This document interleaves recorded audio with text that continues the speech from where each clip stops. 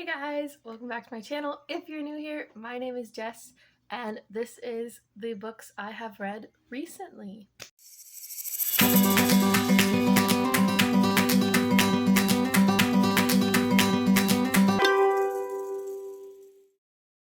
So I used to be in the habit of doing like monthly wrap-ups, but my reading has fluctuated so much with like school and work and everything that like some months I'll only have like one book to talk about and some months I'll have like 10 books to talk about. So I thought instead it would be a good idea to just do this, like bunch the books at a time, and so once I read like a little bit I'll wrap up those specific books instead of just doing like by month. So in this video we're going to talk about the past 5 books that I have read. They span all kinds of different genres, and they also, most of them I really liked. And then I think one of them was not so great.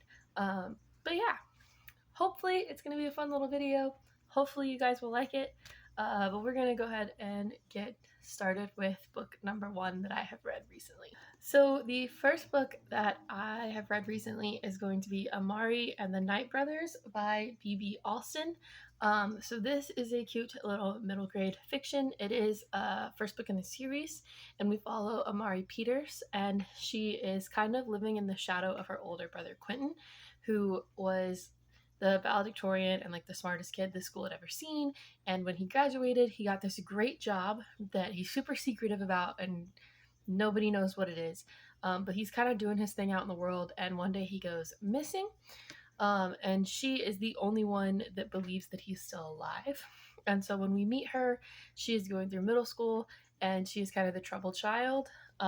She's getting in trouble with all of her teachers, with the principal, with other students at home, and nobody believes her that she thinks Quentin is still alive. They're all like, no, he's dead.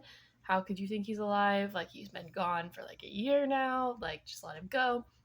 And she refuses to, when all of a sudden she gets this weird package, and she opens it, and it is a package sent from her brother, inviting her to be tested to join the Bureau of Supernatural Affairs, which is apparently what he worked for.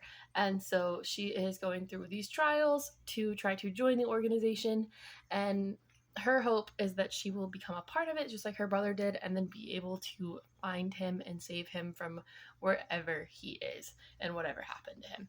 So I gave this book a 4 out of 5 stars. I thought it was so cute, so adorable. I really liked the concept. I liked how it was executed. I liked the writing style. I read this super fast. It's so easy to fly through, and I loved the characters. I liked Amari's sarcastic attitude where she doesn't want to put up with anybody else. She just she knows what she believes, and that's what she's gonna believe, and she's gonna do what she puts her mind to. And I think that was so fun to read and to follow. And I loved her dynamic with Quentin whenever we got flashbacks from their childhood. I liked her dynamic with her friends, with her teachers. I think it was so cool. I enjoyed the magic system in here. I enjoyed the way the school was set up and the history, and I really just think this was a great start to a middle grade fantasy series, and I'm excited to be able to pick up the next ones that come out in this series. But yeah, 4 out of 5. This was the first book I read for this wrap up. So the next book that I read that will be included in this wrap up is kind of the exact opposite of that one. So I didn't read this one. This one was my audiobook for the month of February, I believe. And it is Finn by John Clinch. I hate to say that I hated a book, because I don't like using the word hate when it comes to books, because all books have at least something that's good in them. But I hated this book. I hated it so much. It took me so long to listen to it. It's a short book too. I think the audiobook is only like 9-10 hours. I just couldn't get myself to turn it on because I just didn't feel interested, and I didn't want to read it. But this book it's sort of like a prequel to Huckleberry Finn. It is following his dad. And number one, I'm just not really interested in that type of story. So I kind of did it to myself with this one. Like, I kind of went into it knowing that I was gonna like it, but I thought I would give it a chance.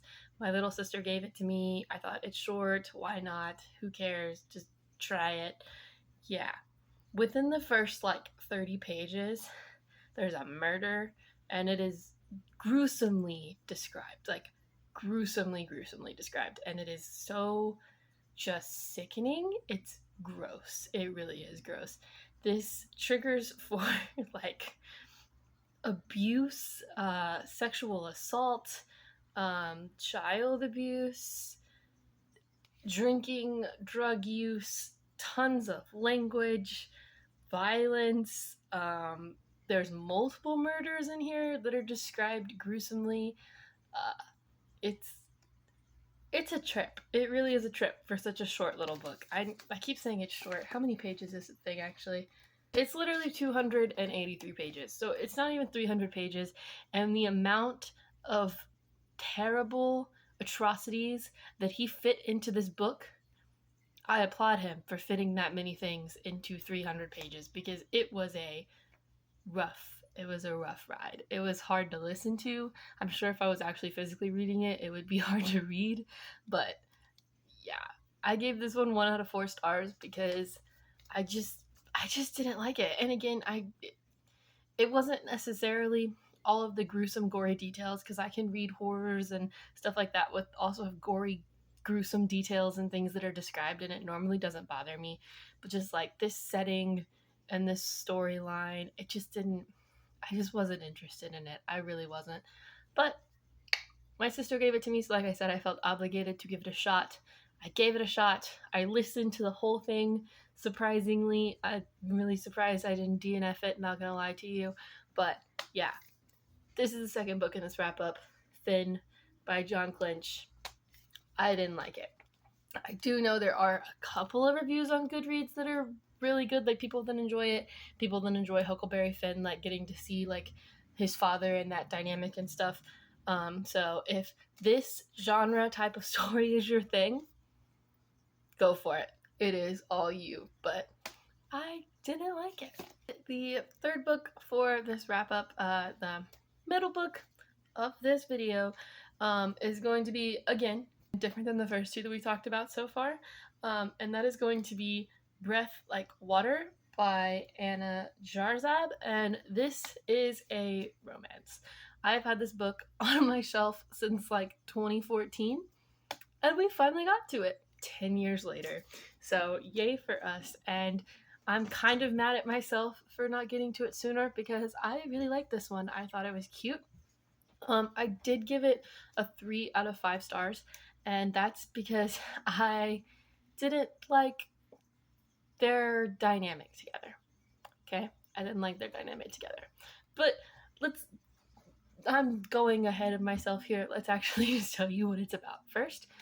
So we're following this girl named Susanna, and her whole life, she has been a swimmer. So she has been in competitive swimming her whole life, and we're meeting her in high school, and she feels like this is all she is supposed to do, that she needs to win, she needs to be the best.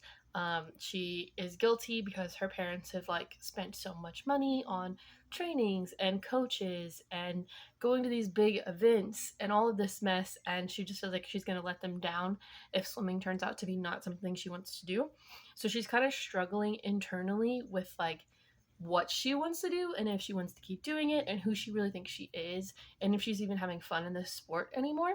And while she's having this internal struggle, in walks Harry. Harry is another swimmer who is a charming ladies' man, laid back, just want to have fun type of guy, and they clash right from the beginning. Like, clash. And they kind of annoy each other because he's, like I said, very laid back, and she's very uptight and all about winning and being the best and needing to do everything correct for her family. And they become friends, and then eventually, as we all know it's going to, a romance ensues, and they start liking each other, and it's cute, it's high schooly, it's a fun time. It's a not really a short book, but it's a romance, so it's a pretty quick read. Low stakes kind of thing. I liked most of it, which is why I got a 3 stars. I liked it. It's a basic high school romance. You get what you come for with this book. What I didn't like was their relationship, because it had so much of like, I'm gonna think this without telling the other person this. And I feel like they had so many problems that just kept coming up just because they wouldn't tell each other things. And I that drives me insane. It really drives me insane in romances when the central conflict is that they don't communicate. It really drives me nuts. And I guess it works well. It's easy to write, it's easy to read, and it makes sense. It's relatable to some people, and you know, it's realistic. But I just didn't enjoy reading it because I feel like the first time it was done in this book, it was like, okay, cool. They have some communication problems. And then they realize they have communication problems. They talk about those communication problems.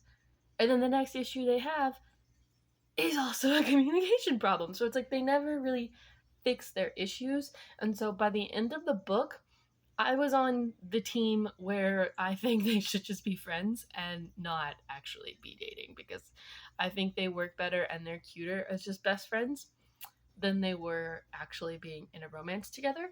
Um, but that's just my personal opinion. I don't know. If you read this book, you might disagree with me, but that's just how I felt, which is why it got a 3 out of 5 stars, because I felt like, again, it should have ended differently. They should have just been best friends the whole time. There should have been not a romantic element. I could see how the romantic element could have came in there, but then once they tried it and it obviously didn't work, they should have moved on. But that's just me. I did enjoy, like I said, I enjoyed the writing in this one. I enjoyed the storyline with her like feeling guilty about her parents and the competitive swimming and stuff like that. I thought that was cool. I thought it was a cool atmosphere. But yeah, 3 out of 5 stars for this one. The fourth book that I read for this little mini wrap up is going to be Before the Devil Breaks You by Libba Bray. This is the third book, I think. Yeah, I think it's the third book in the Diviner series. And for no surprise, it got 5 out of 5 stars, which is what I think I've given every book in this series so far. I love this series. But since this is the third book, I will not be describing it to you. I will describe the first book to you. So the Diviner series has 4 books in it, I think, and I believe it's finished. The first book is set in New York in the 1920s, and we follow a girl named Evie O'Neill, who is a wild, troubled child. They grew up on a farm, but she wants to be a big city flapper girl, so she moves to New York to her Uncle Will's place, which happens to be the Museum of the Occult. And it turns out she has special powers. So she can touch items from people, and she can see them, kind of see their past, see what's going on, get to know them, that kind of thing, which is, kind of cool. And she figures out she has these special powers, and then a lot of weird things start happening. Ghosts start showing up, hauntings start happening, people start dying, and what do you know? Evie wants to save the day. She wants to get famous. And then we find some other diviners, as they're called, that also have fun powers and crazy powers. And they all team up and they're running around New York City trying to save everybody from these ghosts and demons and all kinds of other things. So, yeah, that's the short and sweet little summary of the Diviners. But we've followed these characters through 3 books at this point. We have met so many different people. The Diviners group has grown exponentially. There are so many people. It's multi POV, so you get all of their insights in here. There's a lot of they're all teenagers, so there's a lot of crisscrossy romances.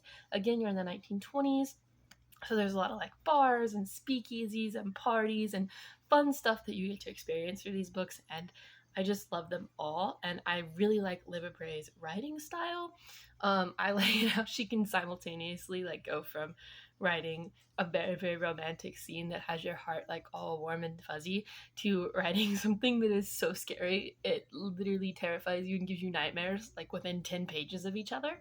And it's a great book. It makes you feel so many things. It takes you on such a great ride. I love this series. I have one more left in this series. The fourth book is my last one, and I'm kind of scared to read it because I don't want the series to finish. But yeah, I highly recommend the Diviners series if you are a fantasy reader, if you like fantasy, and if you kind of vibe with like the 1920s era. Read this series.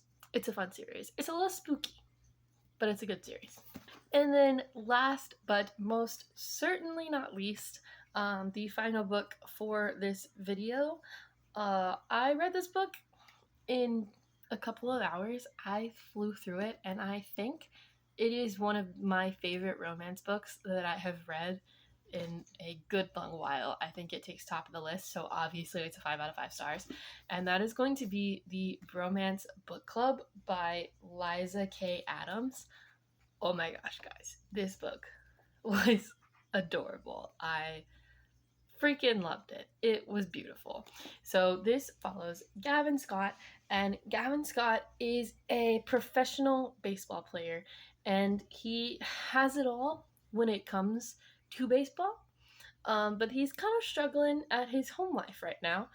He's married and they have 2 kids, and very shortly before this book starts, he figures out that his wife has faked orgasms for their entire relationship, and it hits him hard, and he blows up and moves out of the bedroom and refuses to be near her and kind of just throws tantrums and stuff, and eventually she's done with it, and so she kicks him out of the house and is filing for a divorce. And Gavin has realized that he made a mistake and he loves his wife and he wants her back, but it's going to be a little bit harder to get back into her good graces than he imagines, and so he's struggling, which is when he turns to his best friend for help, and his best friend introduces him to the Bromance Book Club. So the Bromance Book Club is this book club that is all dudes from all walks of life that you read like Regency era romance novels in order to figure out how to properly treat their wives and kind of like show them love and, you know, help their relationships now. So it's all these like burly, sporty dudes reading Regency romance novels and then talking about them and then basically loving their wives. And I thought it was freaking adorable. I love how she writes, like, she intersperses chapters between like Gavin and the actual storyline, and then she'll throw in like chapters from the Regency romance book that he's apparently reading at the time, like trying to impress his wife or whatever. And I think that's really cool because it's like 2 stories in one, and both of them are super interesting, of course. But I just love the dynamics in here. I like how, again, right off the bat, it's like you can't just, when you screw up that bad, you can't just say sorry and then just everything goes away. Like, you actually have to work for it. I like how that's a dynamic in here. I loved all of the men from the Bromance Book Club. I think their dynamics together and the way that they like talk to him like he's just a little like dumb child at the beginning, and whenever he's like making fun of like the books they're reading and stuff, is hilarious. I think it was so funny. The only person in this book that I did not like very much was his wife Thea's sister, because she was very protective of Thea, and so the whole time that they were like redating to try to like get back in, for him to try to get back in her good graces or whatever and win her back, she was just putting these things in Thea's head like, he's no good for you, he's just gonna do it again. And that kind of made me mad a little bit, but then at the same time I can see why she was doing it. Like, coming from a sister, I would probably do it too. But yeah, I loved this book. I loved the setting. I loved their romance. I loved like their romance initially, like when we see flashbacks to how they met and when they were in college and when they got married and when they were first having their daughters. But then I also loved this like second chance romance that they got, like when they're redating in this book to try to like for him to try to earn her love back. I think it's just so cute. They're so cute together. Their like feistiness with each other is so cute. It's adorable. Like it's so cute. And again, I can't rave about this book enough. I loved it. If you were a romance person, please go read this book, okay? Please go read this book. I will definitely be picking up the rest of the books in this series. I don't know if they're going to be as good as this first one. I hope they're going to be as good as this first one. I know it's one of those series where it's going to follow like different people each time, so I'm excited to see kind of who it follows next and kind of see how these characters kind of might come into play in the next one. But yeah, loved this book. 5 out of 5 stars for sure. So yeah, that is going to be the 5 books that I have read recently for this video. Let me know down below if any of you have read these books and what you thought of them, if you agreed with me, if you disagreed with me, if you have some other points on there. I would love to know because, you know, who doesn't love to talk about books? And then also let me know down below some books that you guys have read recently because that would be cool to know too. And yeah, thank you guys for watching if you made it this far. And I hope I will see you in another video pretty soon. Bye!